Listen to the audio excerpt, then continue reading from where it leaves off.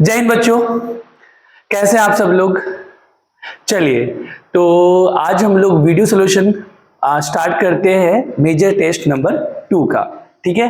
अच्छा बच्चों, इसमें कौन कौन सा टॉपिक आ रहा है। इसमें ऑर्गेनिक केमिस्ट्री का जो है वो हाइड्रोकार्बन है और जनरल ऑर्गेनिक केमिस्ट्री है और इनऑर्गेनिक के कोऑर्डिनेशन कंपाउंड है। ठीक है। चलिए तो सेक्शन ए में सबसे पहला सवाल है, among the following ions which one has the highest paramagnetism. ठीक है। तो यहां पर पैरामैग्नेटिज्म मतलब पैरामैग्नेटिक नेचर के बारे में पूछा है, जो कि आप लोगों को पता है कि वो हम कैसे चेक करते हैं। नंबर ऑफ अनपेयर्ड इलेक्ट्रॉन्स, जिसके पास भी नंबर ऑफ अनपेयर्ड इलेक्ट्रॉन्स ज्यादा होंगे उसका पैरामैग्नेटिज्म ज्यादा होगा। तो चलिए तो बात करते हैं, जैसे ये कॉम्प्लेक्स कंपाउंड है, कोऑर्डिनेशन नंबर 6 है और मैंने आप लोगों को पहले ही बताया है कि जब भी कोऑर्डिनेशन नंबर 6 होगा तो क्वेश्चन करने का वे जो है ना वो क्रिस्टल फील्ड थ्योरी होगा। अगर कोऑर्डिनेशन नंबर 6 नहीं होगा तब आप बैलेंस बॉन्ड थ्योरी से आंसर ला सकते हैं, लेकिन अगर कोऑर्डिनेशन नंबर 6 है तो आप क्रिस्टल फील्ड थ्योरी लगाएं। तो चलिए जैसे अगर हम लोग बात करते हैं ऑप्शन नंबर ए, क्रोमियम है और सब में बेटा लाइगेंड जो है वो वाटर है, तो वाटर जो है वो वाटर जो होता है वो वीक लाइगेंड होते हैं। तो जब वीक लाइगेंड्स हैं तब यहाँ पे आप देखें क्या हो जाएगा। तो क्रोमियम 3+ है तो इसका इलेक्ट्रॉनिक कॉन्फ़िगरेशन क्या होगा। क्रोमियम का जो होता है वो होता है आर्गन, ठीक है ना, क्या 4s1 3d5, ये होता है आपका क्रोमियम का इलेक्ट्रॉनिक कॉन्फ़िगरेशन। ठीक है ना। लेकिन अगर +3 है तो एक इलेक्ट्रॉन यहां से निकलेगा, 2 इलेक्ट्रॉन यहां से निकलेगा, ये हो जाएगा 3d3, राइट, ये हो जाएगा आपका 3d3। ठीक है ना। चलिए तो जब 3d3 है तो अब मुझे बताएंगे कि यहां पर हम लोग क्रिस्टल फील्ड थ्योरी लगाएंगे। बेटा नीचे एक कोऑर्डिनेशन नंबर 6 है, ऑक्टेटल कॉम्प्लेक्स में हम लोग CFT लगा रहे हैं। T2g ऑर्बिटल नीचे होता है और Eg ऑर्बिटल क्या होता है बेटा, ऊपर होता है और इनके बीच में जो एनर्जी का जो गैप है वो कम होता है। तो एनर्जी का जो गैप है कम होने से क्या होगा, कम होने से ये होगा कि 4th इलेक्ट्रॉन ऊपर शिफ्ट होगा। तो टोटल 3 ही इलेक्ट्रॉन है, 1 2 3, तो इसमें अनपेयर्ड इलेक्ट्रॉन कितने हैं, 3। तो n जो है ये नंबर ऑफ अनपेयर्ड इलेक्ट्रॉन को रिप्रेजेंट करेगा, तो इसमें नंबर ऑफ अनपेयर्ड इलेक्ट्रॉन कितने हैं, 3। क्लियर है क्या। चलिए देखते हैं हम लोग ऑप्शन नंबर बी, आयरन की बात करते हैं। तो आयरन यहाँ पर +2 में, देखिए आपको ये भी निकालना होता है आता है कि ये तो न्यूट्रल लाइगेंड है, तो जो इसका चार्ज है वही सेंट्रल मेटल का चार्ज होगा। तो आयरन किस में है, +2 में है, +2 में है और इसका इलेक्ट्रॉनिक कॉन्फ़िगरेशन निकालेंगे तो पहले आयरन न्यूट्रल का क्या होता है, तो आयरन न्यूट्रल का होता है आर्गन 4s2 3d6, यही होता है। और +2 में है, अगर ये +2 में है तो यहां से 4s से ही आउटर मोस्ट शेल से ही इलेक्ट्रॉन बाहर निकलेंगे, 4s से इलेक्ट्रॉन निकल जाएगा तो क्या बचेगा 3d6, मतलब ये है 3d6। अब इस 6 के 6 इलेक्ट्रॉन हम फिल करते हैं अगेन इसी में ही, तो ये हो जाएगा 1 2 3 4 5, 4th इलेक्ट्रॉन ऊपर गया 4 5, अब 6 इलेक्ट्रॉन वापस नीचे आएगा, ये 6 इलेक्ट्रॉन नीचे आ गया। आप देखेंगे अनपेयर्ड इलेक्ट्रॉन कितने हैं, 1 2 3 4, मतलब आयरन में यहाँ पर अनपेयर्ड इलेक्ट्रॉन मिल जाएंगे जब ये कॉम्प्लेक्स फॉर्मेशन करेगा 4, मतलब इससे ज्यादा इसका पैरामैग्नेटिक नेचर ज्यादा है। बात कर लेते हैं बेटा कॉपर की। तो कॉपर में अगर हम लोग देखें तो कॉपर में देखें तो कॉपर का इलेक्ट्रॉनिक कॉन्फ़िगरेशन क्या होता है, तो कॉपर का तो इलेक्ट्रॉनिक कॉन्फ़िगरेशन होता है argon 4s1 3d10, 4s1 3d10। तो अब कॉपर किस में है, +2 में है, तो +2 में हो तो ये क्या हो जाएगा, एक इलेक्ट्रॉन यहां से निकलेगा और एक इलेक्ट्रॉन यहां से, तो ये आर्गन हो जाएगा 3d9। अब 3d9 को अपन यहां पे पुट करते हैं, राइट। पहले क्या होगा, एक इलेक्ट्रॉन यहां से जाएगा, 1 2 3 4, चौथे इलेक्ट्रॉन ऊपर जाएगा 4 5, देन 6 7 8 एंड देन 9। हमने 9 के 9 इलेक्ट्रॉन फिल कर दिए। मुझे पता है अनपेयर्ड इलेक्ट्रॉन कितने हैं, 1, तो यहां पर n इक्वल टू क्या हो जाएगा 1, राइट। तो अब बात करते हैं हम लोग जिंक की। तो जिंक तो +2 में, जिंक जो है तो जिंक जो होता है, जिंक का होता है 4s2 3d10 इसका इलेक्ट्रॉनिक कॉन्फ़िगरेशन, और जिंक +2 में है तो ये हो जाएगा आर्गन, दोनों इलेक्ट्रॉन 4s से निकल जाएंगे और ये हो जाएगा 3d10।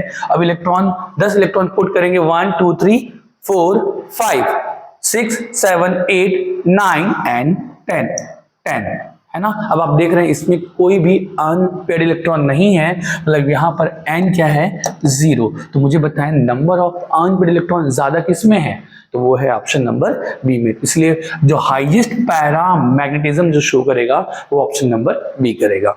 चलिए अगला सवाल, the structure of iron pentacarbonyl is, बेटा आयरन पेंटाकार्बोनिल FeCO5, ठीक है ना, इसका आपसे पूछा है क्या स्ट्रक्चर। तो अब आप देख पा रहे हैं कि कार्बोनिल जो है ये एक मोनोडेंटेड लाइगेंड्स है, तो नंबर ऑफ मोनोडेंटेड लाइगेंड्स कितने हो गए 5, तो यही इसका क्या होगा कोऑर्डिनेशन नंबर। तो कोऑर्डिनेशन नंबर यहां पर कितना हो गया, ये हो गया 5। तो इसका जो और ये स्ट्रॉन्गेस्ट लाइगेंड है, तो इसका हाइब्रिडेशन जो होगा वो क्या होगा, या तो वो होगा sp3d या तो होगा dsp3, दोनों में से कोई एक होगा। अब यहाँ पर ऑप्शन चेक करें क्या दिया हुआ है, ठीक है ना। अच्छा sp3d हो या dsp3 हो, ये क्या होगा, इसका शेप क्या होता है ट्रायगोनल बाई पिरामिडल। यहां पर क्या होगा आउटर ट्रायगोनल बाई पिरामिडल, इसमें क्या होगा इनर ट्रायगोनल बाई पिरामिडल। समझ में आ रहा है क्या। तो अब आप यहां पर देखें, तो है तो ट्रायगोनल बाई पिरामिडल, तो यहां पर देखिए ऑप्शन में एक ही जगह दिख रहा है ट्रायगोनल बाई पिरामिडल, ये है स्क्वायर प्लेनर, ये है ट्रायंगुलर, ये है नन, तो ऑप्शन बी इज करेक्ट, ठीक है ना। मतलब इनर आउटर देखने की भी जरूरत नहीं है, पर फिर भी अगर आपको निकालना हो तो अब आपको पता है कि Fe यहाँ पर आयरन जो है वो बेटा ये तो न्यूट्रल लाइगेंड है और यहाँ पर चार्ज 0 है, तो आयरन में भी ऑक्सीडेशन स्टेट क्या है 0 है। तो यहाँ पर आयरन जो हो जाएगा वो क्या हो जाएगा आर्गन, आर्गन है 4s2 है और 3d6 है। मैंने आप लोग बताया था कोऑर्डिनेशन नंबर 6 हो तभी आप CFT लगाए, अदरवाइज आप VBT लगा दें, ठीक है ना। तो यहां पर VBT कैसे लगाते हैं हम लोग, तो VBT में हम लोग सबसे पहले 3D कितने इलेक्ट्रॉन है 3D 6 है, 1 2 3 4 5 एंड 6। अब CO जो है वो क्या है, CO जो है वो स्ट्रॉन्गेस्ट लाइगेंड है, स्ट्रॉन्गेस्ट लाइगेंड तो ये क्या कराएगा पेयरिंग कराएगा, ये वाला यहाँ पर शिफ्ट हो जाएगा, ठीक है ना, और ये वाला यहाँ पर शिफ्ट हो जाएगा। तो सुनो, तो यहाँ पर जो है ना ये वाला शिफ्ट हो जाएगा, ये वाला शिफ्ट हो जाएगा आपका यहां, ठीक है ना, और ये वाला भी शिफ्ट हो जाएगा, ये वाला जो शिफ्ट हो जाएगा वो शिफ्ट हो जाएगा कहां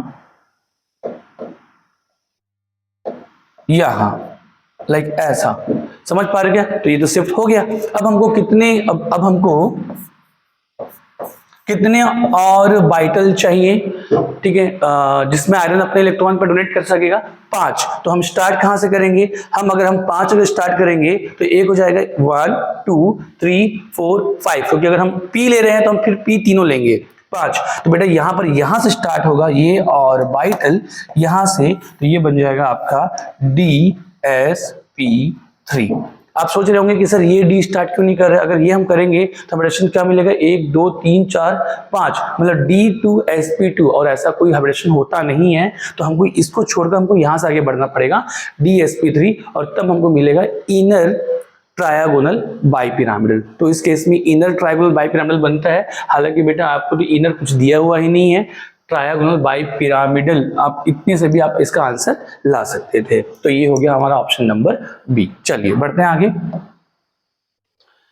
the formula of the complex tris ethylene diamine cobalt 3 sulphate is, ठीक है ना, तो सल्फेट लिखा हुआ है यहाँ पे, सल्फेट इज क्या होगा, तो इनमें से क्या होगा, तो बेटा इसका नाम ही आप निकाल लो। तो क्या बोल रहा है कोबाल्ट वर्ड, हाँ यहाँ पे है, तो चलिए, तो यहाँ पर इथाइलिन डाइअमाइन, इथाइलिन डाइअमाइन क्या हो गया ये ट्रिस, ठीक है ना, और ओके। अब यहाँ पर हो जाएगा बेटा ये आपका लार्ज ब्रैकेट में लाइगेंड हो गया, ठीक है ना। अब ये हो जाएगा आपका कोबाल्ट, ठीक है ना, कोबाल्ट 3+3 है, राइट, और क्या दिया हुआ है सल्फेट, मतलब इसके बाहर है क्या आपका सल्फेट SO4। तो चलिए, तो देख अब सबसे पहले आपको जो इंफॉर्मेशन दिया हुआ है उससे आपने एक कंपाउंड बना लिया है।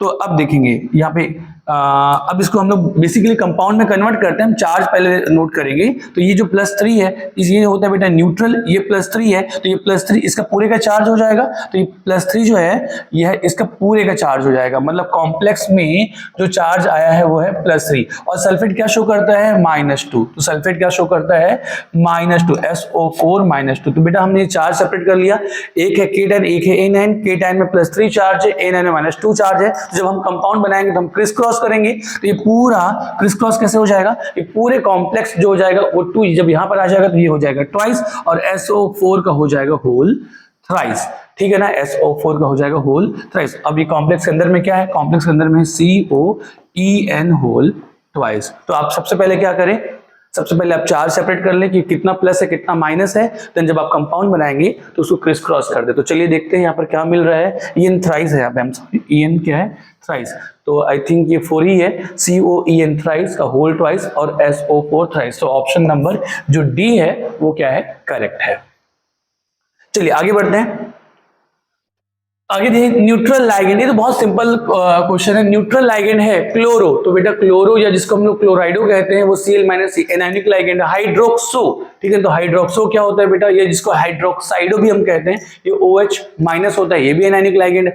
ऑक्जेलेटो OX-2 होता है, जिसको OX ऑक्जेलेट होता है C2O4-2, ये भी एनायनिक लाइगेंड है।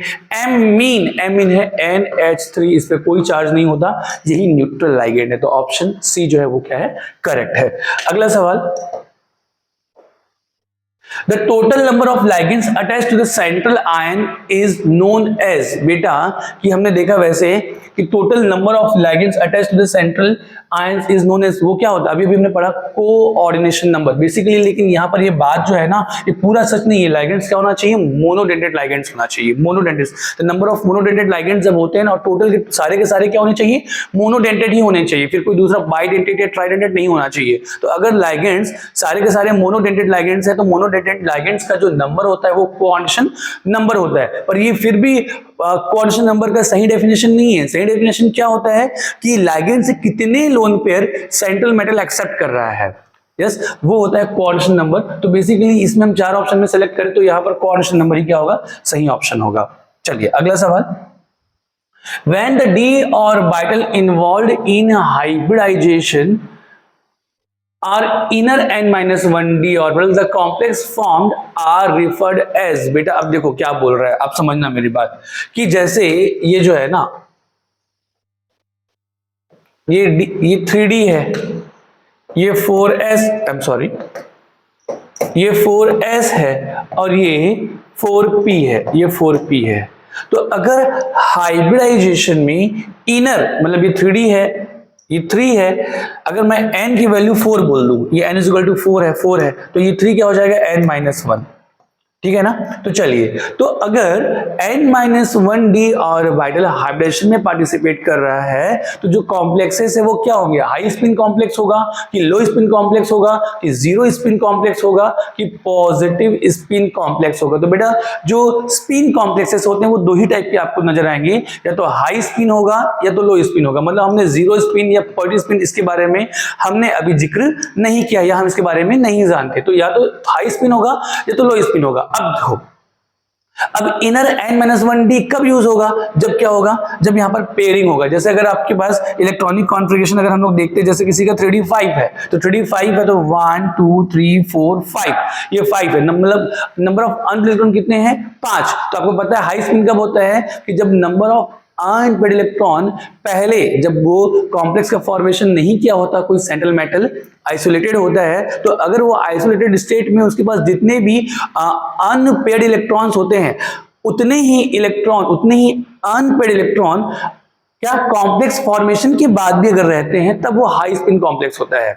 लेकिन अगर नंबर ऑफ अनपेयर्ड इलेक्ट्रॉन पहले से क्या हो गए, कम हो गए, मतलब जितने आइसोलेटेड स्टेट में थे उससे इलेक्ट्रॉन जो है अनपेयर्ड इलेक्ट्रॉन वो अगर कम हो जाते हैं तो यहाँ पर स्पिन क्या हो जाती है, लो हो जाती है, स्पिन क्या हो जाती है, लो। तो अब इनर अगर डी कब यूज होगा, जब यहाँ पर क्या होगी, जब यहाँ पर होगी आपकी कपलिंग, ठीक है ना।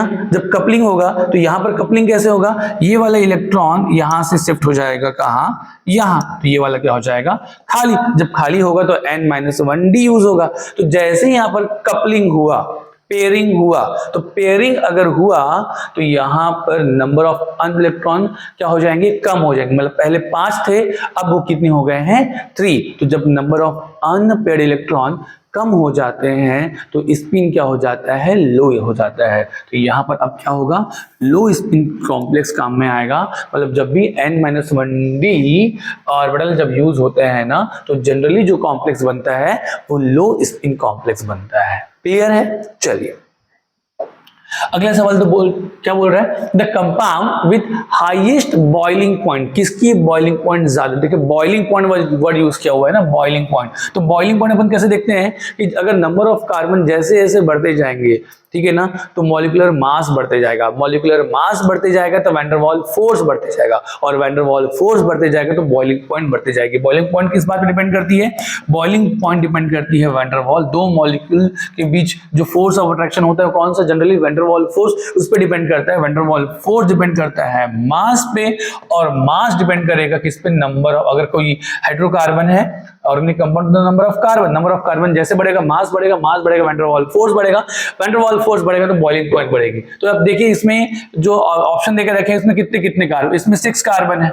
इसमें कितने कार्बन है, 5 कार्बन है। इसमें क्या है बेटा, 2 डाइमिथाइल प्रोपेन, अगेन इसमें कितने कार्बन है, 5 कार्बन है। 2 मिथाइल ब्यूटेन, तो 4 और 1 5 कार्बन। आप देख पा रहे हैं नंबर ऑफ कार्बन सबसे ज्यादा किसमें है, ऑप्शन नंबर ए में। तो इसीलिए यहाँ पर सही आंसर क्या है बेटा, ए। अगर इन तीनों में हम लोग डिसाइड देखते तो आपको पता, अगर ये ऑप्शन में नहीं होता, अब इन तीनों में अगर आपको चेक करना होता तो आपको पता है कि नंबर ऑफ कार्बन सब में सेम है। तो जब नंबर ऑफ कार्बन जब सेम होता है तो जो जितना ज्यादा लीनियर होगा, नंबर ऑफ कार्बन जब सेम होते हैं तब देखते हैं हम लोग सरफेस एरिया। तो सरफेस जो जितना ज्यादा लीनियर होगा उसका सरफेस एरिया उतना ज्यादा होगा। तो जब सरफेस एरिया ज्यादा होगा तो दो मॉलिक्यूल के बीच में इंटरैक्शन एरिया ज्यादा होगा, वैन डर वाल फोर्स ज्यादा होगा, और वैन डर वाल फोर्स ज्यादा होगा तो बॉइलिंग पॉइंट ज्यादा होगी। तो अगर ये ऑप्शन में नहीं होता तब नॉर्मल पेंटेन जो होता सबसे ज्यादा होता, लेकिन पेंटेन से ज्यादा किसका है, हेक्सेन का है। तो इसलिए आंसर क्या है बेटा, हेक्सेन।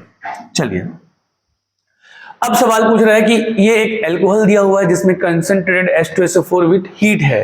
तो क्या पूछा है, मेजर प्रोडक्ट एल्कीन हैज, मतलब एल्कीन कौन सा एल्कीन नहीं पूछा है, उसमें कितने अल्फा हाइड्रोजन है वो पूछा। तो सबसे पहले इसका आंसर आएंगे। चलिए तो क्या बेटा, तो सबसे पहले यहां पर क्या हो जाएगा, आपको पता है कि H2SO4 हमको देगा H+, ये हमको देता है क्या, H+।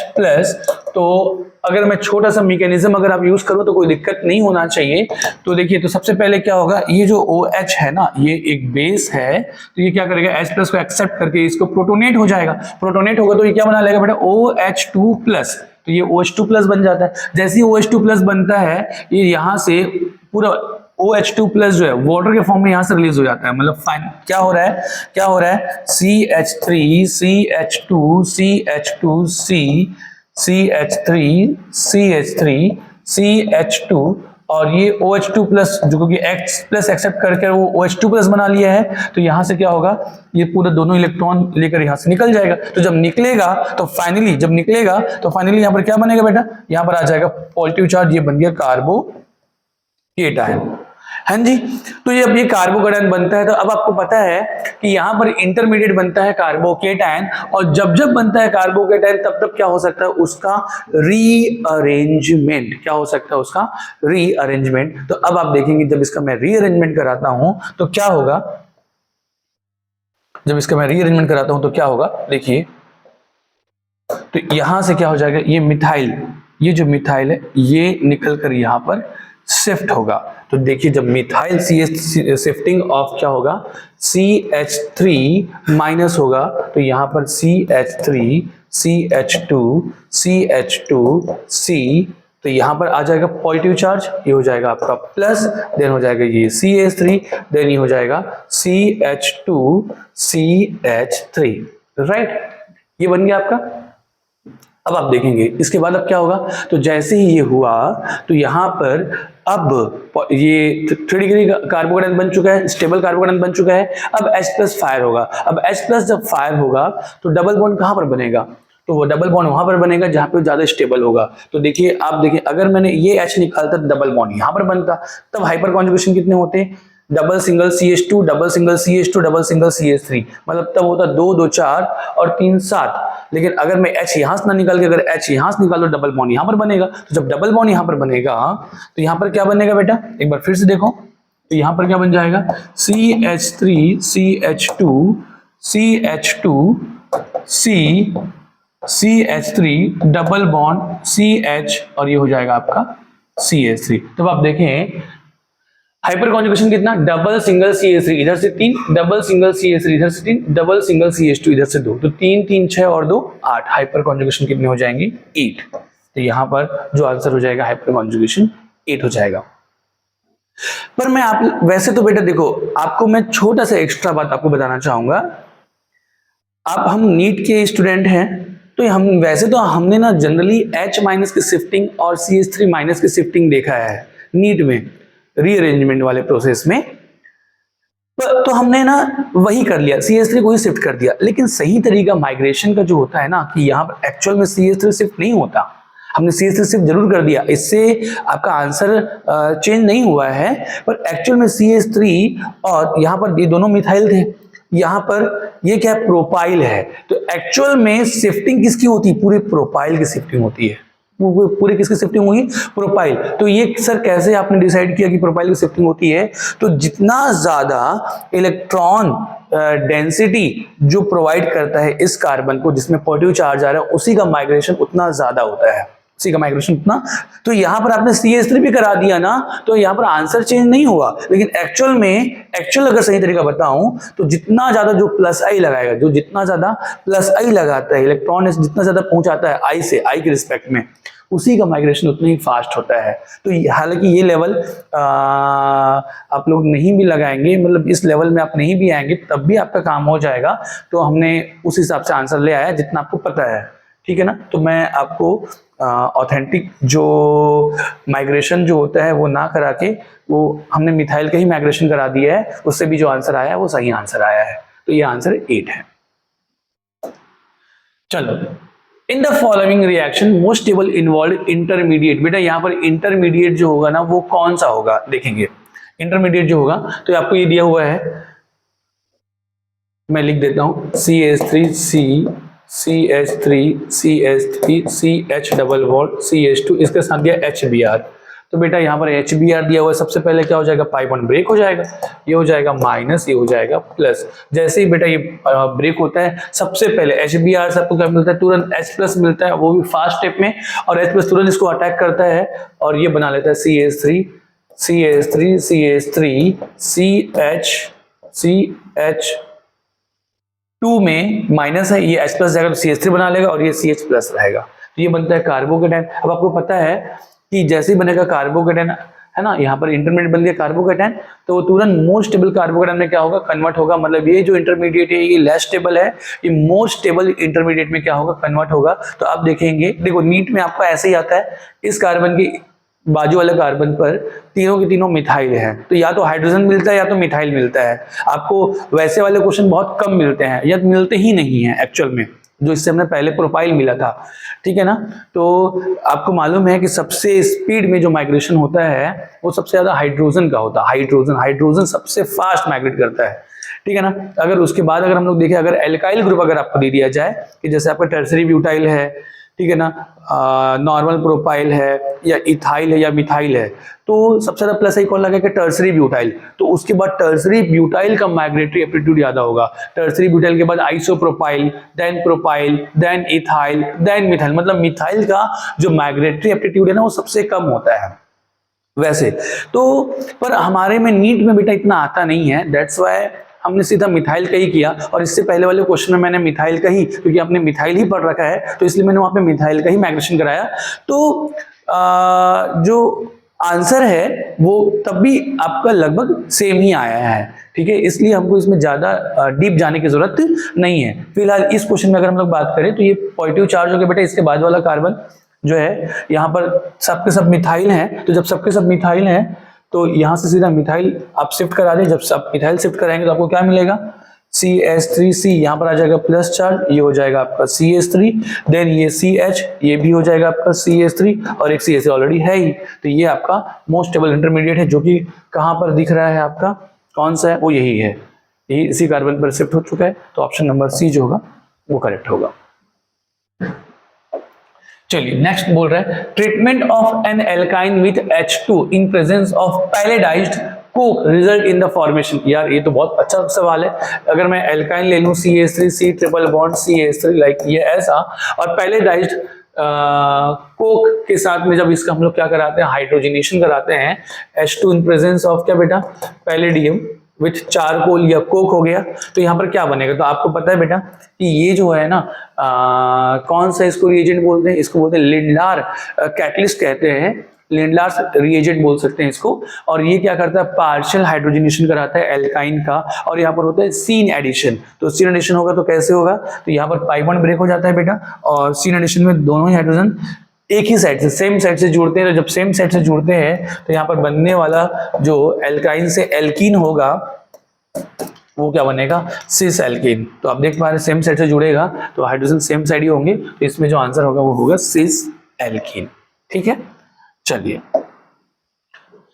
The product of reaction, बेटा इस प्रोडक्ट इस रिएक्शन का जो प्रोडक्ट होगा वो क्या होगा। तो आप देख पा रहे हैं ये RMGBr है, मतलब ग्रिग्नार्ड रिएजेंट है, और RMGBr मैंने आप लोग को पहले ही बता कर रखा है कि RMGX में R जो होता है ना हमेशा R माइनस होता है, यहाँ बॉन्ड यहाँ से ब्रेक होता है R माइनस होता है क्योंकि मेटल के साथ जुड़ा हुआ है और मेटल की इलेक्ट्रॉन लूजनिंग टेंडेंसी होती है, तो यहाँ पर हमको मिलता है R माइनस। अब ये R माइनस जो है स्ट्रॉन्ग बेस भी है और साथ में स्ट्रॉन्ग न्यूक्लियोफाइल भी है, ठीक है ना। तो अगर इसको कहीं से भी, क्योंकि स्ट्रॉन्ग बेस है तो इसको कहीं से भी H+ आपको मिल जाता है, एसिडिक हाइड्रोजन मिल जाता है, तो ये तुरंत H+ को लेकर बना लेता है RH।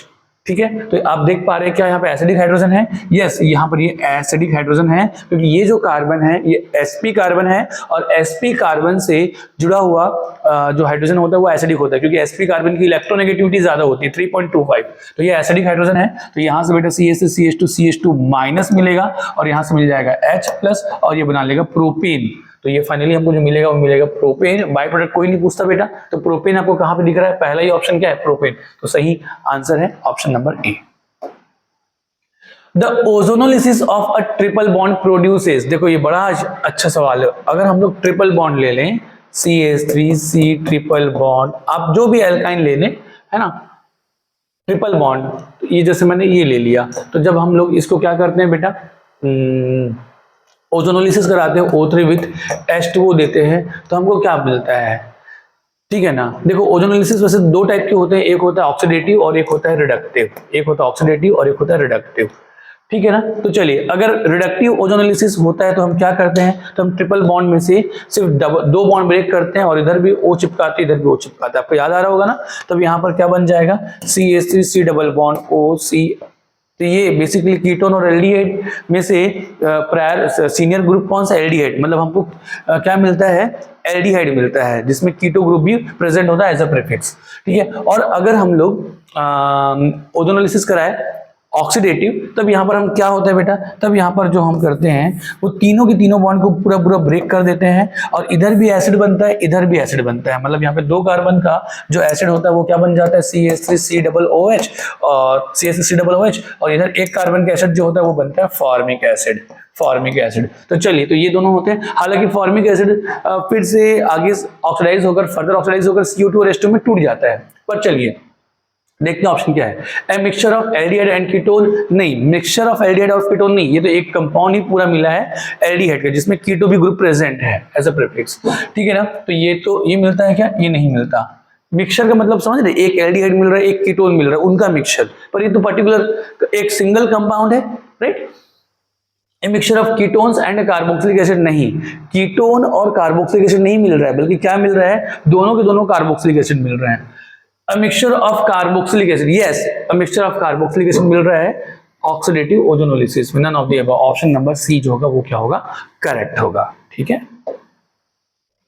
चलिए which of the following will show aromatic character, ठीक है ना। तो ये आपको चार दिए हुए हैं, फर्स्ट सेकंड थर्ड फोर्थ, ठीक है ना। बेटा देखो ये बड़ा अच्छा सवाल है, देखो ये तो एरोमेटिक है ही, बेंजीन है। एरोमेटिसिटी के लिए हमको क्या देखना पड़ता है बेटा, एरोमेटिसिटी के लिए हमको देखना पड़ता है कि कंपाउंड क्या होना चाहिए, साइक्लिक होना चाहिए, प्लेनर होना चाहिए, साइक्लिक रेजोनेंस होना चाहिए, ठीक है ना। और हकल्स रूल को फॉलो करना चाहिए, जिसमें नंबर ऑफ पाई इलेक्ट्रॉन कितने होने चाहिए, 4n+2, 4n+2 उसके पास पाई इलेक्ट्रॉन्स होने चाहिए। तो बेटा बेंजीन में अगर आप देखेंगे तो यहाँ पर 4n+2 का मतलब आप समझते हैं ना, n की वैल्यू अगर मैं 1 पुट करूं, अगर इफ n = 1, ठीक है ना, तब पाई इलेक्ट्रॉन जो होंगे वो कितने हो जाएंगे बेटा, वो हो जाएंगे, अगर मैं 0 पुट करता हूं तो पाई इलेक्ट्रॉन्स हो जाएंगे 2, अगर n = 1 पुट करता हूं तो पाई इलेक्ट्रॉन जो हो जाएंगे वो हो जाएंगे 6, अगर n = 2 पुट करूंगा तो पाई इलेक्ट्रॉन हो जाएंगे 10। तो आप सबसे पहले मैं बेंजीन देखते साथ बात करता हूं कि यार ये जो है ना, ये तो एरोमेटिक है, तो ये एरोमेटिक है, तो ऑप्शन नंबर सेकंड किसमें है, इसमें भी है, इसमें भी है, इसमें भी है, तीनों में है, ठीक है ना। मैं इसके बारे में बात करता हूं, क्या ये एरोमेटिक है, यस ये भी एरोमेटिक है, क्यों, ठीक है ना। आप ये देखेंगे, ये इसको हम लोग कहते हैं फ्यूरेन, ठीक है ना। इसमें 2 लोन पेयर है, तो इसमें 2 लोन पेयर में से एक लोन पेयर लोकलाइज्ड होता है, दूसरा लोन पेयर डीलोकलाइज्ड होता है, ठीक है ना। तो डीलोकलाइज्ड है तो वही पाई के जैसा एक्ट करेगा। तो यहां पर आप देखेंगे ये कोई एक लोन पे, इसको ले लेता हूं, ये लाइक ऐसा, तो ये इधर जाता है, तो ये और आगे शिफ्ट होता है, साइक्लिक रेजोनेंस करता है बेटा। तो एक लोन पेयर होता है पाई, पर दूसरा लोन पेयर जो होता है सिग्मा, जो लोकलाइज्ड लोन पेयर है वो होता है सिग्मा, जो डीलोकलाइज्ड लोन पेयर होता है वो होता है पाई। तो अब नंबर ऑफ पाई इलेक्ट्रॉन्स देखेंगे तो 2 2 4 2 6 पाई इलेक्ट्रॉन्स अगेन कितने हो गए, 6 हो गए। साइक्लिक रेजोनेंस हो रहा है, हकल्स रूल को फॉलो कर रहा है, मतलब ये भी एरोमेटिक है, मतलब 2 और 4 दोनों के दोनों क्या है बेटा, एरोमेटिक है। 2 और 4 ऑप्शन नंबर सी में है, मतलब करेक्ट ऑप्शन नंबर सी है, बाकी में तो है नहीं बेटा, ये तो एरोमेटिक है नहीं। ऑप्शन नंबर 3 तो एरोमेटिक, तो ये वाला भी गलत हो जाएगा और ये वाला भी क्या हो जाएगा, गलत हो जाएगा। फर्स्ट सेकंड थर्ड ये भी वाला क्या हो जाएगा, गलत। तो सेकंड और फोर्थ जो है वो क्या है आपका, एरोमेटिक है। एक सवाल आप सोच सकते हो, सर क्या फर्स्ट एरोमेटिक नहीं है, ठीक है ना, आप लोग इस दिमाग में आ सकता है क्या फर्स्ट एरोमेटिक नहीं है। तो बेटा आप देखो, अगर कोई 2 रिंग फ्यूज्ड है, फ्यूज्ड का मतलब होता है कि उसके 2 कार्बन कॉमन है, तब उसमें जब 2 कार्बन, मतलब बेटा यहां पे देखिए ये दोनों रिंग ना फ्यूज्ड है, इसमें 2 कार्बन कॉमन है, 2 रिंग में आपस में जो कॉमन कार्बन है वो 2 कार्बन है, तो इसमें पूरे में रूल अप्लाई करना चाहिए, पूरे में। अगर ओनली एक बेंजीन रिंग देखा तो यहां पर ये एक पूरा मॉलिक्यूल है, तो ये वाला पार्ट एरोमेटिक है पर ये वाला पार्ट एरोमेटिक नहीं है। तो अगर इससे बेटर ऑप्शन अगर आपको दिखता है तो वो एरोमेटिक जाएगा, पर अगर इससे बेटर ऑप्शन नहीं मिलेगा तब आप इसको एरोमेटिक कह सकते हो, पर ये पूरा मॉलिक्यूल एरोमेटिक नहीं, ये पार्शियल एरोमेटिक है, क्योंकि ये इसका इतना ही पार्ट एरोमेटिक है, ठीक है ना। जब भी मैं क्या बोला फिर से बोल दूं, जब भी 2 रिंग फ्यूज्ड स्टेट में है, फ्यूज्ड स्टेट में मतलब क्या कि उसके कम से कम 2 कार्बन क्या है, कॉमन है, तो उस केस में क्या हम पूरे मॉलिक्यूल में हकल्स रूल देखते हैं, मतलब 4n+2 देखते हैं। तो 4n+2 पूरे में तो निकल के नहीं आ रहा है, ठीक है ना, वो इतने में आ रहा है 4n+2, तो इतना ही मॉलिक्यूल एरोमेटिक है, ये वाला पार्ट एरोमेटिक नहीं है। तो पूरा मॉलिक्यूल एरोमेटिक नहीं, बस इतना ही पार्ट एरोमेटिक है। तो इसलिए जो बेटर ऑप्शन जो था ना वो था option number C, second and fourth. अगर ये ऑप्शन में नहीं होता और तब हमको सेलेक्ट करना होता तब हम इसको एरोमेटिक ले लेते, राइट। लेकिन क्योंकि हमारे पास ये 2 और 4 है, इसलिए 2 और 4 जो है वो करेक्ट जाएगा, ठीक है। चलिए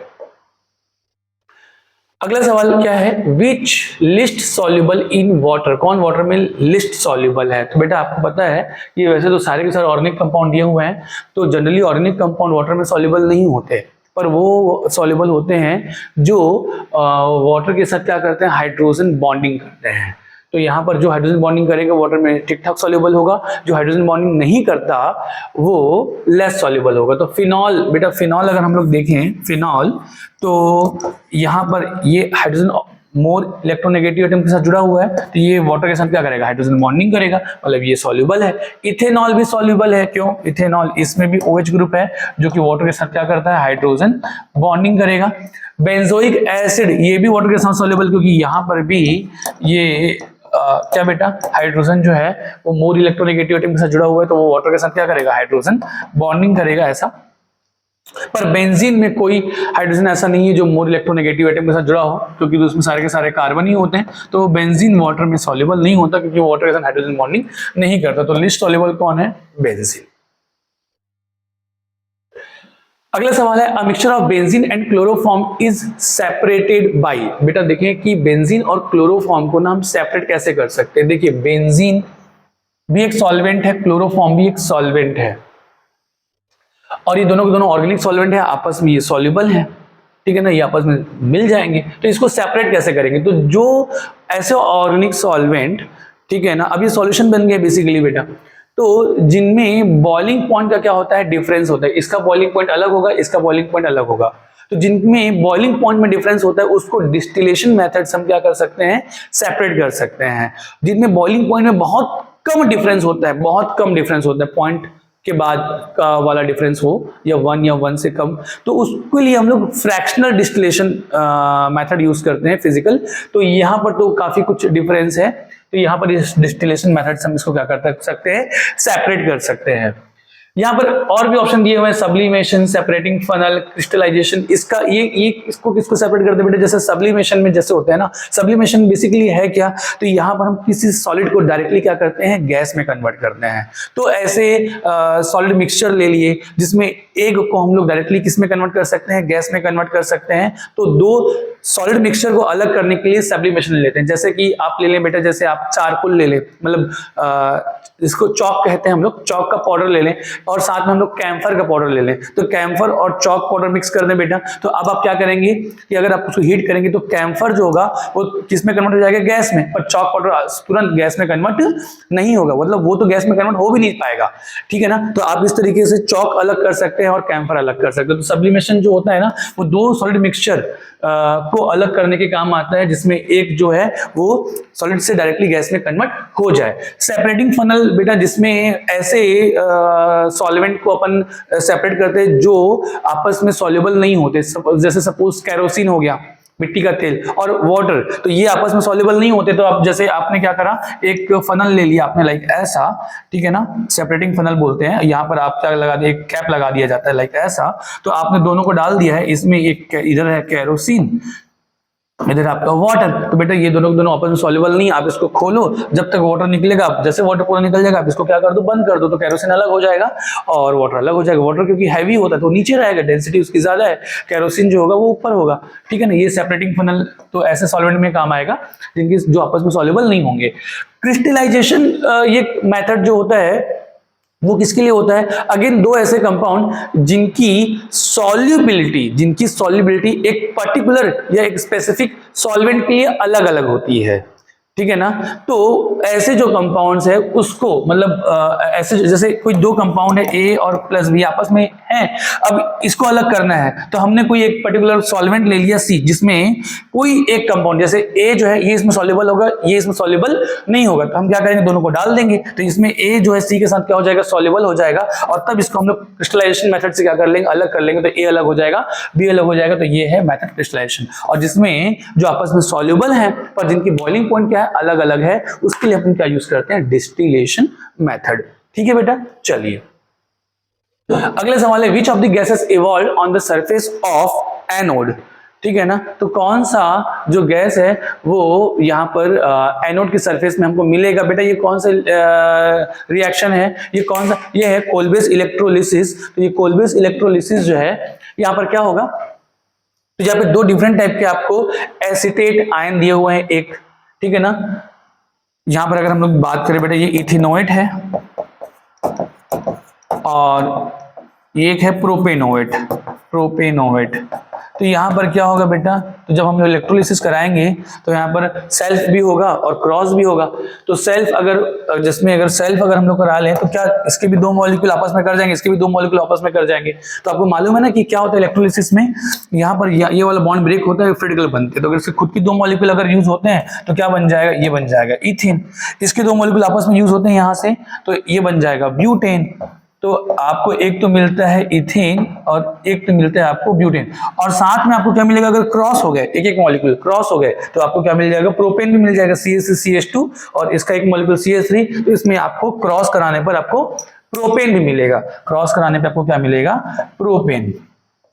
और इसके अलावा आपको मालूम है कि यहाँ पे बाई प्रोडक्ट कार्बन डाइऑक्साइड भी मिलता है। बाई प्रोडक्ट क्या मिलता है, कार्बन डाइऑक्साइड। आप जैसे अगर मैं आपसे कहूं CH3 double bond O- K plus, एक मैकेनिज्म आप देख लें कि एक होता क्या है बेटा, यहाँ पर ये एक वेसल है जहाँ पे दो इलेक्ट्रोड हम लगाते हैं ग्रेफाइट के, और इसको एक्सटर्नल बैटरी से हम क्या कर देते हैं, कनेक्ट कर देते हैं, है ना। और यहाँ पर हमने क्या डाला हुआ है, ये कंपाउंड हमने डाला हुआ है, सॉल्ट जो है CH3 C double bond O minus K plus. तो यहाँ पर क्या होता है बेटा, एक जो इलेक्ट्रोड है वो एनोड बनता है, दूसरा क्या बनता है, कैथोड, क्योंकि इलेक्ट्रॉन यहाँ से निकलकर इधर जा रहे होते हैं। तो ये होता है पॉजिटिव टर्मिनल, ये होता है नेगेटिव टर्मिनल।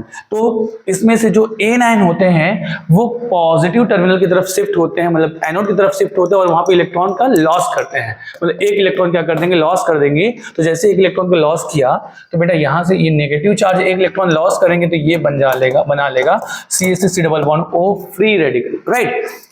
तो जैसे ये एक इलेक्ट्रॉन डोनेट किया, यहाँ पर एक इलेक्ट्रॉन बच गया, जैसे एक इलेक्ट्रॉन बच गया बेटा, इसकी वजह से ये फ्री इलेक्ट्रॉन की वजह से ये वाला बॉन्ड ब्रेक हो जाता है और ये फ्री रेडिकल बनता है, ये भी फ्री रेडिकल। तो आप देख पा रहे हैं ये फ्री रेडिकल इसके साथ मिलकर बना लेगा डबल बॉन्ड। तो जब ये डबल बॉन्ड बनाता है तो ये हो जाता है बेटा CO2 बनकर यहाँ से निकल जाता है। तो CO2 भी किसमें मिला, एनोड में। CO2 किसमें मिला, एनोड में, और ये भी किसमें था, एनोड में। तो ये CH3 फ्री रेडिकल अगर दो मॉलिक्यूल के साथ मिलता है तो CH3 CH बनाता है। तो आपको काम की बात आप देख पा रहे हैं कि एनोड में कार्बन डाइऑक्साइड भी मिल रहा है। तो आप देखेंगे, सुने अब आप ऑप्शन देखिए, हाइड्रोजन गैस बेटा ये कैथोड में बनता है। हाइड्रोजन गैस कहां पर बनता है, कैथोड में। एनोड में क्या मिलता है, कार्बन डाइऑक्साइड। तो आप देखेंगे कि C और D में आपको मिल रहा है कार्बन डाइऑक्साइड, मतलब ऑप्शन नंबर C और D में से कोई एक ही चूज करना है, ये वाला नहीं, क्योंकि H2 तो मिलता है आपको किसमें, कैथोड में, ठीक है ना। कैसे मिलता है वो भी आपको मैं बता दूं कि बेटा ये तो हो गया आपका एनोड में कहानी। अब क्या होता है, इलेक्ट्रॉन इधर से इधर शिफ्ट हो रहे होते हैं। तो यहां से जो जब इलेक्ट्रॉन जब इधर शिफ्ट होते हैं, ये नेगेटिव टर्मिनल है, तो यहां पर ये जो K प्लस है ना, K प्लस ये वाटर के साथ मिलकर, K प्लस जो है, K प्लस वाटर के साथ मिलकर, पोटेशियम K प्लस जो है वो उसकी तरफ शिफ्ट हो रहा है, वो वाटर के साथ मिलकर क्या बना लेगा, KOH बना लेगा, और साथ में क्या रिलीज कर देगा, H प्लस। अब यही जो H प्लस है, यही जो H प्लस है, इधर से इलेक्ट्रॉन एक्सेप्ट कर करके, इलेक्ट्रॉन को जो इलेक्ट्रॉन आते जा रहा है उसको एक्सेप्ट कर करके क्या बनाएगा, हाइड्रोजन गैस, हाफ H2। तो ये हाफ H2 किधर मिल रहा है आपको, कैथोड की तरफ। तो वही आपको मैं बताना चाह रहा हूं कि हाइड्रोजन गैस जो है वो मिलता है कैथोड में। तो ये तो ऑप्शन वैसे ही गलत हो गया बेटा, कार्बन डाइऑक्साइड मिलेगा आपको किसमें, एनोड में। तो अब चलिए चेक करते हैं इन दोनों में से कौन सा ऑप्शन सही होगा।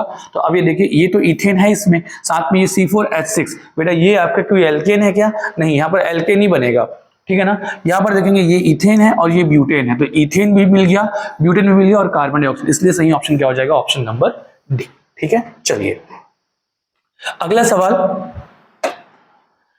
नॉर्मल पेंटेन का जब हम लोग क्लोरीनेशन कराते हैं सनलाइट के प्रेजेंस में, तब कितने मोनोक्लोरो प्रोडक्ट बनते हैं। तो नॉर्मल पेंटेन 1 2 3 4 5, ये पेंटेन हो गया बेटा, इसको मैं लिख देता हूँ CH3 CH2 CH2 CH2 CH3, और जब हम इसमें ने करा दिया Cl2 विथ सनलाइट, तब आप देखेंगे क्या हो जाएगा। देखिए तो बेटा देखो, ये और ये आइडेंटिकल कार्बन है, ये और ये आइडेंटिकल कार्बन है और ये एक अलग कार्बन है। तो यहाँ पर क्लोरीनेशन अगर क्लोरीन जुड़ेगा तो 1 2 और 3 जगह पर भी जुड़ पाएगा। तो 3 जगह पे जुड़ेगा तो सुनेंगे मेरी बात, मैं तीनों प्रोडक्ट बनाता हूं, तो अगर उसमें जुड़ गया तो Cl CH2 CH2 CH2 CH2 CH3 बनेगा, राइट। बीच वाले में अगर जुड़ गया तो CH3 CH Cl CH2 CH2 CH3 बनाएगा, और अगर इस वाले बीच में जुड़ गया तो CH3 CH2 CH Cl CH2 CH से बनाएगा। तो सबसे पहले आपको क्या करना है, अगर total number of monochloro product बनाए ना, तो आप देखिए कहाँ कहाँ पे क्लोरीन जो है वो जुड़ सकता है, मतलब यहाँ पे सब्स्टिट्यूशन रिएक्शन करेगा। तो 3 जगह पे जुड़ गया, तो क्या टोटल आंसर 3 होगा, नहीं, ये तो आप बना लिए स्ट्रक्चरल आइसोमर्स, स्ट्रक्चरल आइसोमर से बन रहा है, यहाँ पर क्लोरीन का पोजीशन चेंज होते जा रहा है। और अब साथ में आप देखिए स्टीरियो, स्टीरियो कैसे देखेंगे, यहाँ पर आप देखें सबके सब सिंगल बॉन्डेड है, ठीक है ना। आप कायरल कार्बन चेक करें कि कहाँ पे कायरल कार्बन, अगर किसी में भी कायरल कार्बन अगर मिल गया, एक कायरल कार्बन मिल गया एटलीस्ट, तो वो क्या हो जाएगा, ऑप्टिकली एक्टिव हो जाएगा। अगर वो ऑप्टिकली एक्टिव होगा तो 2 फॉर्म में मिलेंगे, डेक्स्ट्रो और लिवो, ठीक है। तो चलिए यहाँ पर बेटा कोई कायरल कार्बन है क्या, तो यहाँ पर कोई कायरल कार्बन नहीं है। कायरल कार्बन क्या होता है, जिससे जुड़े हुए चारों ग्रुप डिफरेंट हो। तो बेटा इस कार्बन में 2 हाइड्रोजन है, इसमें भी 2 हाइड्रोजन, इसमें भी 2, इसमें भी 2, इसमें 3, तो यहाँ पे कोई कायरल कार्बन नहीं है। इसमें अगर देखेंगे तो यहाँ पर ये वाला कायरल कार्बन नहीं, पर ये वाला कार्बन क्या है, कायरल है, क्योंकि ये मिथाइल हो जाएगा, ये Cl हो जाएगा, ये प्रोपाइल है और इसमें एक H है। तो अगर ये कायरल कार्बन है तो ये कंपाउंड 2 फॉर्म में मिलेगा, एक डेक्स्ट्रो में और एक किसमें बेटा, लिवो, मतलब ये कंपाउंड 2 फॉर्म में। तो ये एक ये बन गया, दूसरा इसके डेक्स्ट्रो, तीसरा इसका लिवो, और चौथा बेटा इसमें देखें अगेन इसमें कोई कार्बन नहीं है, तो ये चौथा कंपाउंड ये हो जाएगा। तो टोटल इसके कंपाउंड मिलेंगे 4। ठीक है, अगला सवाल जो है विच of the following carbocation will be more stable.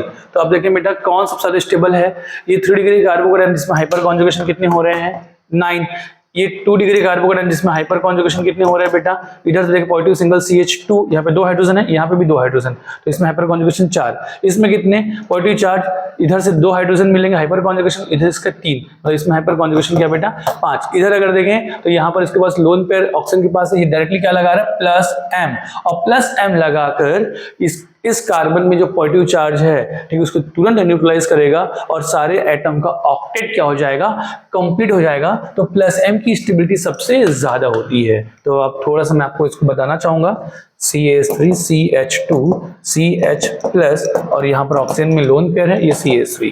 तो जैसे इसमें रेजोनेंस हो रहा है बेटा +M हो रहा है, यहाँ पर रेजोनेटिंग स्ट्रक्चर क्या बन जाएगा CH double bond O + CH3। Oxygen के पास एक लोन पेयर ऑलरेडी था ही पहले से, ये है ही। तो आप देख पा रहे हैं एक तो बेटा रेजोनेंस हुआ +M हुआ, साथ में इस कार्बन का भी ऑक्टेट कंप्लीट हो गया और इस ऑक्सीजन के भी ऑक्टेट पहले भी कंप्लीट था और बाद में भी कंप्लीट है। आप देख पा रहे हैं 2 2 4 2 6 2 8 8 इलेक्ट्रॉन इस ऑक्सीजन के पास अभी भी है। तो क्योंकि बेटा +M लगने से सबका ऑक्टेट क्या हो जाता है, कंप्लीट हो जाता है। दैट्स व्हाई ऑप्शन ए जो है वो सबसे स्टेबल कार्बोकेटायन है। फिर पूछ रहे हैं true statement for the above compounds is. तो यहां पर बेटा क्या बोल रहा है, ए इज फिनॉल, क्या फिनॉल है, नहीं, ये पहला गलत। बेटा ये तो साइक्लोहेक्सेनॉल है ना, both A and B are primary alcohol, बेटा ये तो सेकेंडरी अल्कोहल है, वो प्राइमरी अल्कोहल है, ये भी गलत। A is primary and B is secondary, यार ये प्राइमरी क्या है, ये तो सेकेंडरी है। डी बोल रहे A is secondary and B is primary, yes ये सेकेंडरी अल्कोहल है क्योंकि 2 डिग्री कार्बन है जिसमें वो जुड़ा हुआ है, ये OH यहाँ पे 1 डिग्री कार्बन है, तो ये सेकेंडरी और ये प्राइमरी। ऑप्शन डी इसका बेटा करेक्ट। चलिए सेक्शन 1 कंप्लीट हुआ, अब बढ़ते हैं सेक्शन बी की तरफ। सेक्शन बी में क्या है बेटा, विच of the following has the highest molar conductivity in solution. बेटा ये सारे कॉम्प्लेक्स दिए हुए हैं, कंडक्टिविटी हम कैसे देखेंगे, जब इसको हम पानी में डालेंगे एक्वा सॉल्यूशन में तो इसमें कितने नंबर ऑफ आयंस मिल रहे हैं, जितने ज्यादा नंबर ऑफ आयंस मिलेंगे उसकी कंडक्टिविटी उतनी ज्यादा होगी। जब इसको हम लोग पानी में डालेंगे बेटा तो यार ये जो लार्ज ब्रैकेट के अंदर ये तो आयोनाइज नहीं होते, तो ये जो है एक अलग आयन मिलेगा प्लस के फॉर्म में और ये मिलेगा माइनस के फॉर्म में। तो ये यहां पर मिल जाएगा आपको, ये मिल जाएगा आपको -4 +4 और ये मिल जाएगा 4Cl-, मतलब इसमें टोटल नंबर ऑफ जो आयंस होंगे वो कितने होंगे 4 और 1 5, मतलब इसमें मिलेंगे आपको नंबर ऑफ आयंस 5। इसको मैं डालूंगा बेटा पानी में तो हमको क्या मिलेगा, इधर देखो ये 3 है ना, क्रिस क्रॉस करो, 3 ऊपर जाएगा तो +3 हो जाएगा, ये हो जाएगा आपका +3 और 3Cl-, मतलब कितने नंबर ऑफ आयंस 1 और 1 + 3 कितने 4, मतलब नंबर ऑफ आयंस इसमें कितने हो जाएंगे 4। यहाँ पर अगर देखिए तो इधर 2 है, क्रिस क्रॉस करो ये इधर चला जाएगा बेटा +2 और ये -1 हो जाएगा। तो यहाँ अगर हम लोग देखें तो ये +2 और 2Cl- से नंबर ऑफ आयंस कितने हो जाएंगे 1 + 2 3, नंबर ऑफ आयंस कितने 3। तो आप देख पा नंबर ऑफ आयंस सबसे ज्यादा किसमें है, ए में है, इसलिए जो कंडक्टिविटी है वो सबसे ज्यादा 1 की है। अगला सवाल, which of the following methods of alkane synthesis involve the electrochemical oxidation of alkanoate. बेटा अभी हमने देखा कोई एल्केनोइट है CH3C double bond O -Na+, जब हम उसको क्या कराएंगे बेटा इलेक्ट्रोकेमिकल ऑक्सीडेशन मतलब इलेक्ट्रोलिसिस कराएंगे, तो इसको हम क्या कहते हैं बेटा, ये कोलवेज रिएक्शन ही तो है, ये क्या है कोलवेज मेथड है। ठीक है, चलिए chloroform is heated with Ag powder in laboratory, what will be the product. बेटा हमने इसको क्लास में कई बार कर रखा है, क्लोरोफॉर्म CHCl3, ठीक है ना, ये आप देखेंगे। तो जब इसका हम लोग Ag से इसको ट्रीट करते हैं, Ag के साथ ट्रीट करते हैं तो हम क्या करते हैं बेटा, तो हम इसके 2 मॉलिक्यूल ले लेते हैं काम में। मैंने इसको पूरा मैकेनिज्म आप लोग को बताया पर इन शॉर्ट में यहाँ पे सीधा कर रहा हूँ, 2 मॉलिक्यूल ले लेंगे और Ag ले लेंगे 6 मॉलिक्यूल। तो यहाँ पर हम क्या करते हैं बेटा, तो यहाँ पर जब 2 मॉलिक्यूल ले रहे हैं तो मैं दोनों मॉलिक्यूल को क्या करने वाला हूँ, एक इधर और एक क्या बेटा CHCl3। आपने देखा है डिहाइड्रोहेलोजिनेशन हमने एल्कीन में कर रखा है, वही एल्काइन में भी होता है बेटा। 6AgCl यहाँ से निकल जाता है, लाइक ये ऐसा 6AgCl यहाँ से निकल जाएगा बेटा और क्या बनेगा CH ट्रिपल बॉन्ड CH।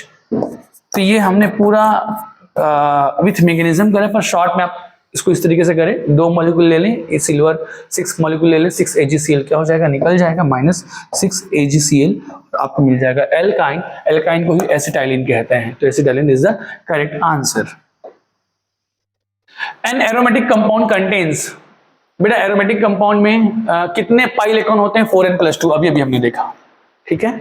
और अगला सवाल क्या बोल रहा है, विच of the following compound does not form salt with NOH, कौन NOH के साथ सॉल्ट फॉर्मेशन नहीं करेगा। बेटा सॉल्ट कौन, NOH क्या है, बेस है, तो इसके साथ सॉल्ट कौन फॉर्म करेगा, एसिड। तो जो एसिड वो सॉल्ट फॉर्म करेगा, जो एसिड नहीं है वो सॉल्ट फॉर्मेशन नहीं करेगा।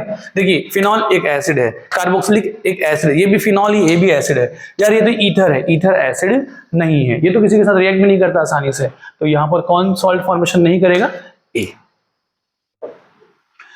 ऑर्डर ऑफ Ka, मतलब एसिडिक नेचर का ऑर्डर पूछा है, किसका एसिडिक नेचर ज्यादा है, उसका डिक्रीजिंग ऑर्डर, ऑप्शन देखकर हमको समझ में आया डिक्रीजिंग ऑर्डर है। तो चलिए देखते हैं, सब में COOH है बेटा, सब में COOH है। हम देखते कैसे एसिडिक नेचर, तो हम H+ फायर कर देंगे, तो H+ कहां से फायर होगा, मोर EN से जुड़ा हुआ जो हाइड्रोजन है वहीं से फायर होगा, यहां से भी फायर कर देंगे, यहां से भी फायर कर देंगे, यहां से भी फायर कर देंगे, और फायर करने के बाद बेटा H+ जब फायर होगा तो ये बनेगा anion, ये भी बन जाएगा anion, ये भी बन जाएगा। अब इसी anion की क्या रखेंगे, स्टेबिलिटी। तो बेटा बेंजीन तो सब में है, नेगेटिव चार्ज की स्टेबिलिटी कौन बढ़ाएगा, ऐसे ग्रुप जो -M लगाते हो, देखो ये NO2 है, ये क्या लगा रहा है, -M, ये CH3O है, बेटा ये क्या लगा रहा होगा, +M, साथ में -I, तो हम देखिए मतलब डिसाइडिंग कौन होगा, +M, तो +M से ही देखेंगे, यहाँ पर कुछ भी नहीं है, तो अब देखो यहाँ पे कुछ भी नहीं है, तो कम से कम नेगेटिव चार्ज अगर की स्टेबिलिटी बढ़ भी नहीं रही तो कम भी नहीं हो रही है, तो आप देखिए -M लगाकर स्टेबिलिटी बहुत ज्यादा, मतलब फर्स्ट जो है स्टेबिलिटी बढ़ा रहा है नेगेटिव चार्ज की, इसका मतलब है कि वो H+ आसानी से फायर करेगा। देन उसके बाद फर्स्ट के बाद हो जाएगा आपका थर्ड, ठीक है ना, और सेकंड सबसे लास्ट में, क्योंकि +M लगाकर नेगेटिव चार्ज की स्टेबिलिटी कम कर रहा है, तो इसलिए सेकंड सबसे लास्ट में आ जाएगा, लाइक इस तरीके से। तो ये आपका आंसर जो है first, third, second, option number C, ठीक है बच्चों। चलिए अगला सवाल, ये हमारा कंप्लीट होता है, लास्ट सवाल था ये। तो ये इस तरीके से मेजर टेस्ट नंबर 2 का हमने ये वीडियो सॉल्यूशन देखा। नेक्स्ट लेक्चर में हम लोग आगे वाले टेस्ट का वीडियो सॉल्यूशन करेंगे। Thank you so much.